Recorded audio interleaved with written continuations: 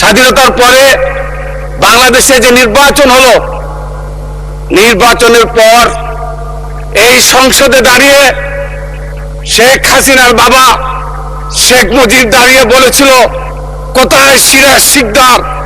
এই হত্যার মাধ্যম দিয়ে বাংলাদেশের গণতন্ত্রকে হত্যা শুরু হয়েছিল। মাননীয় স্পিকার, আজকে যাদের রক্তের বিনিময় এই রুহুল কুদ্দুস তালুকদার দুলু সহ এই সংসদের যারা আমরা এখানে উপস্থিত হয়েছি, সেই সমস্ত শহীদ যারা 17টা বছর, যাদের রক্ত, যাদের সংগ্রাম, আমার সহকর্মী বন্ধু ইলিয়াস আলী গুম, অসংখ্য নেতাকর্মী, বিশেষ করে ছাত্রদল নেতা ওয়াসিম, মুগ্ধ, আবু সাইদ, এরকম অসংখ্য শত শত হাজার হাজার শহীদের রক্তের বিনিময়ে অর্জিত যে গণতন্ত্র আমরা ফিরে পেয়েছি।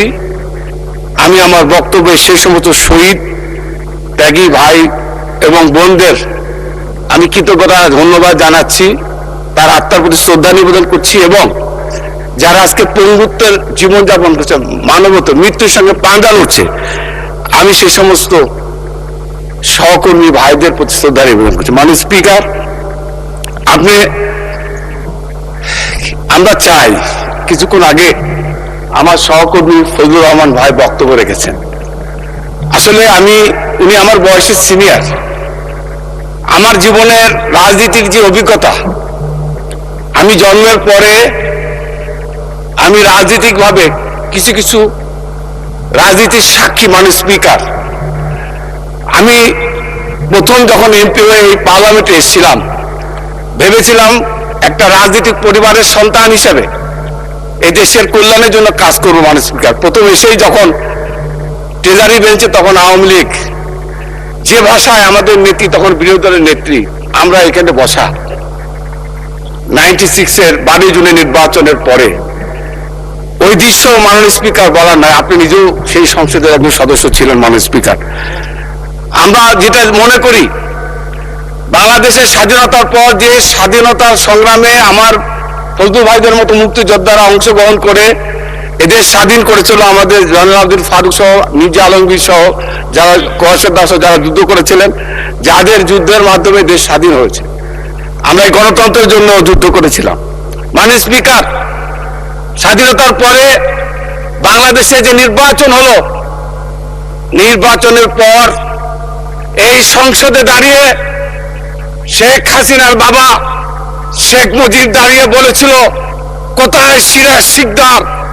এই হত্যার মাধ্যম দিয়ে বাংলাদেশের গণতন্ত্রকে হত্যা শুরু হয়েছিল। মাননীয় স্পিকার, তার ধারাবাহিকতায় আমরা দেখেছি। মাননীয় স্পিকার, পরবর্তীকালে বেগম খালেদা জিয়ার নেতৃত্বে 1982 সালে যখন এরশাদ ক্ষমতা গ্রহণ করলো, আন্দোলন শুরু হলো, সেদিন ছাত্র আন্দোলনে আমরা ত্যাগ তিতিকার মধ্যে দিয়ে 1991 সালে আবার গণতন্ত্র আসলো।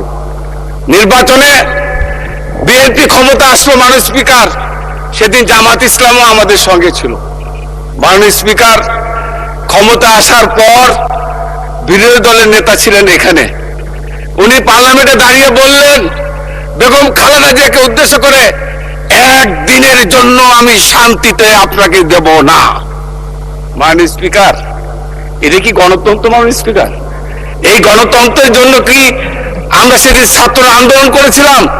শেখ মুজিব সিরাজ শিকদারকে হত্যার মাধ্যমে বাংলাদেশের গণতন্ত্রকে হত্যা করেছিল।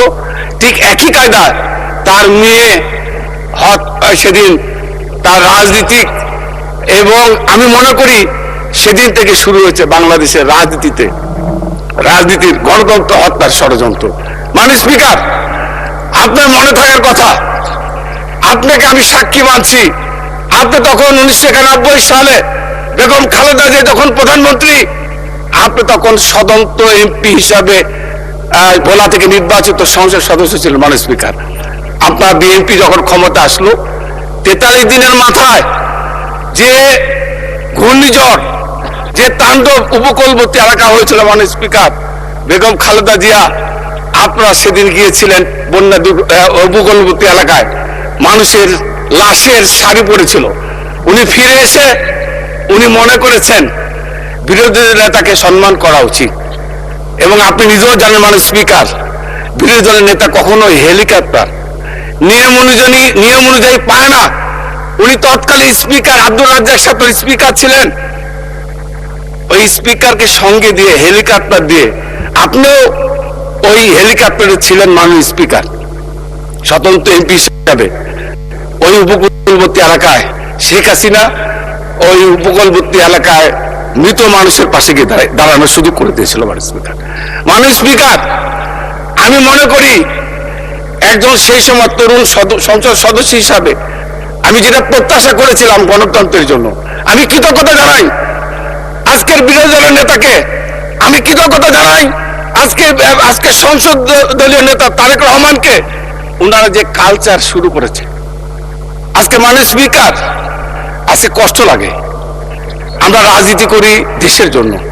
আমার সন্তানরা আজকে ভয় রাজনীতি করতে সাহস করে না, কারণ যে ভীতির রাজনীতি আওয়ামী লীগ শেখ হাসিনা দিয়ে গেছে, আমাদের সন্তানদের সেই ভয়টা আজকে কাটানোর সুযোগ হয়েছে।